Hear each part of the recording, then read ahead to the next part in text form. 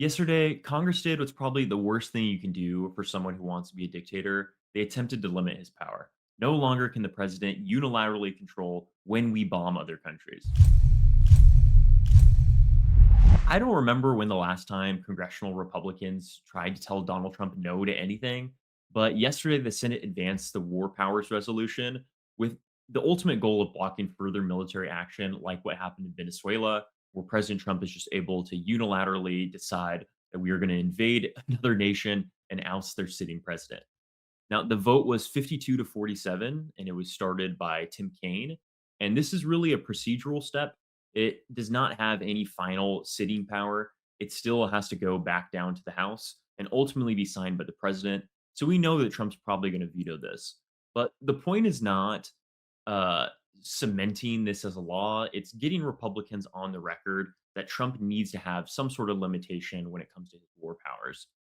All Democrats and 5 Republicans voted for the resolution to advance, and those Republicans were Senators Susan Collins in Maine, Josh Hawley in Missouri, Lisa Murkowski in Alaska, Rand Paul in Kentucky, and Todd Young in Indiana.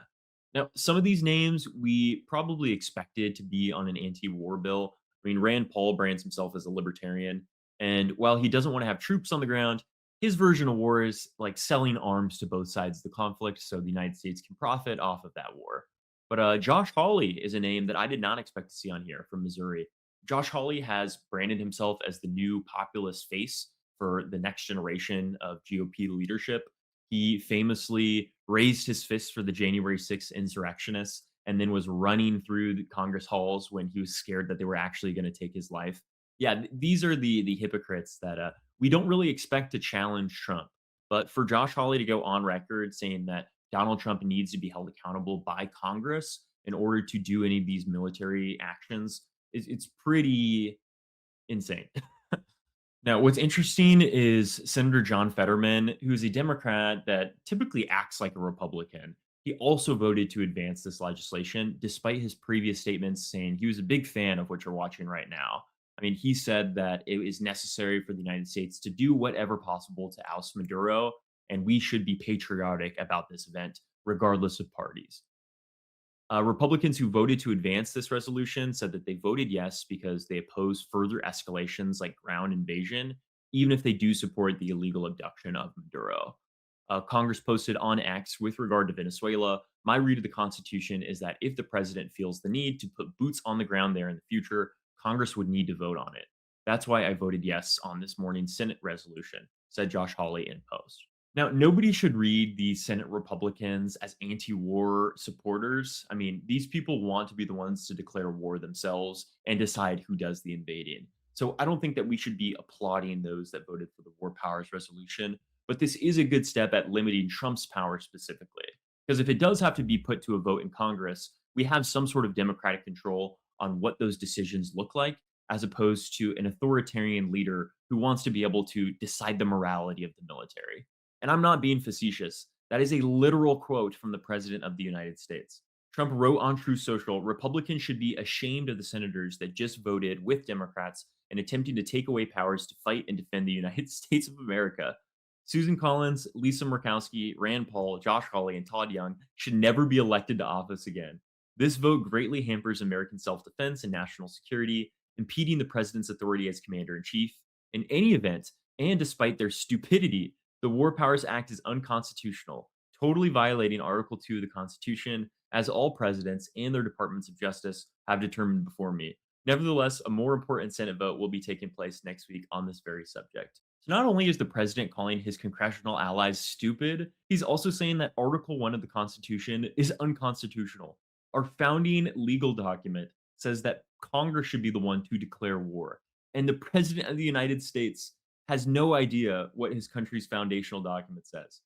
I mean, this is what Trump said to the New York Times on Wednesday evening, that his power as commander in chief is constrained only by his own morality, brushing aside international law and other checks on his ability to use military might to strike, invade, or coerce nations around the world. Asked in a wide ranging interview with the New York Times if there are any limits on his global powers, Mr. Trump said, "Yeah, there is one thing: my own morality, my own mind. It's the only thing that can stop me. I don't need international law," he said. "I'm not looking to hurt people." Oh, thank God. Thank God he's not trying to hurt people. I was worried for a second there when he is just bombing people without any discretion or any checks and balances. That did scare me a little bit. But now I do feel rest assured that Donald Trump himself is saying that he has only altruistic intentions in mind. So we can rest assured. As a country, we don't need to check the decisions that our president makes. We can just trust their word that they're trying to do the right thing. But I'm curious what JD Vance has to say about this. I mean, Trump is an old guy. If Trump is outed, JD's the next to step up. He could be president. It's really important to hear what he thinks about congressional checks and balances on the president's military might. Technicality than any disagreement in policy. If you look at the people who actually voted, every single one of them have supported the administration's plan. Second of all, as the president, I believe himself has already said, every president, Democrat or Republican, believes the War Powers Act is fundamentally a fake and unconstitutional law. It's not going to change anything about how we conduct foreign policy over the next couple of weeks, the next couple of months. And that'll continue to be how we approach things. Go ahead. Technicality.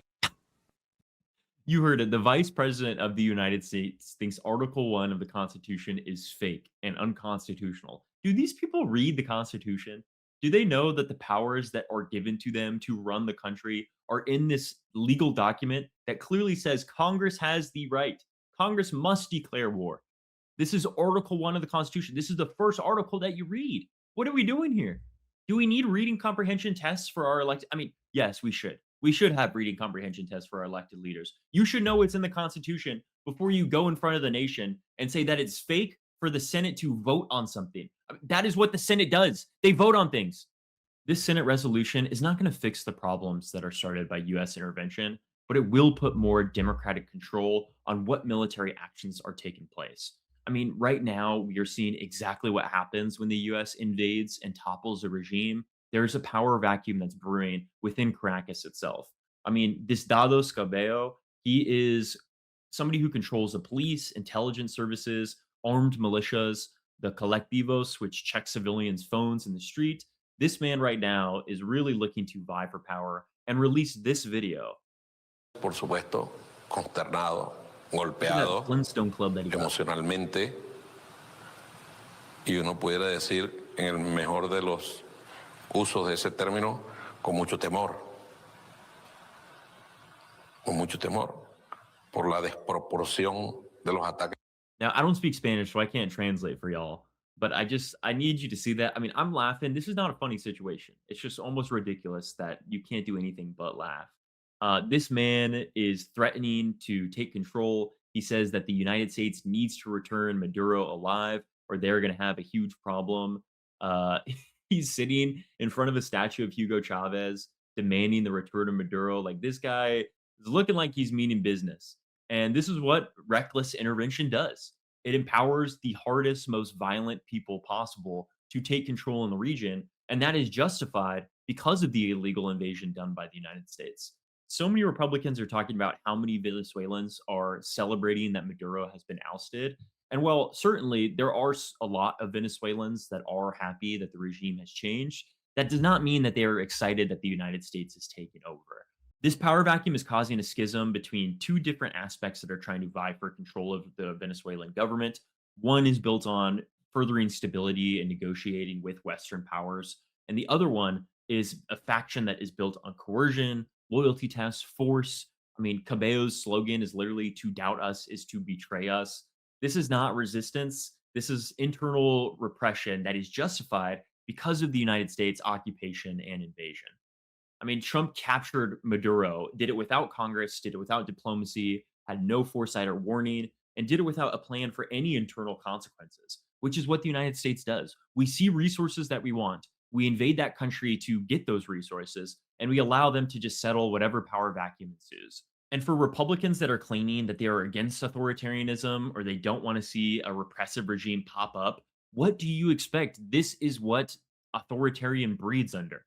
When there is internal repression, when there is chaos, when there is no clear sight of what the future stability looks like of a country, that is when the most powerful actors, the most authoritarian voices are the ones to take control. And that authoritarianism feeds both in Caracas and in Washington.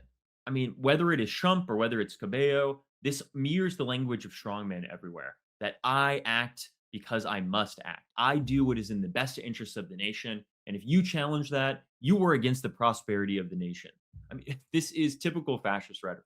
So don't mistake this Senate resolution as being the solution to the problem in Venezuela or redeeming United States foreign policy or even stopping intervention as a future model of what the United States does abroad. But what this does is slow down a system that turns every crisis into a justification for violence. Progressives are not saying that Congress should approve wars. We're arguing that unchecked power produces disasters that much faster. Again, Donald Trump is going to veto this bill, so it's not going to go into effect.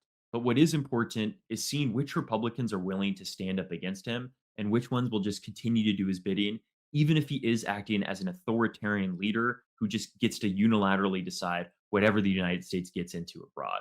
I mean, if democracy means anything, it means fewer bombs, it means more transparency, more checks on this unilateral power, and ensuring that the people are made aware of what their government is doing to civilian populations in developing countries. No president should have the power to just start war, and no empire should pretend that doing it the legal way makes it any more justified.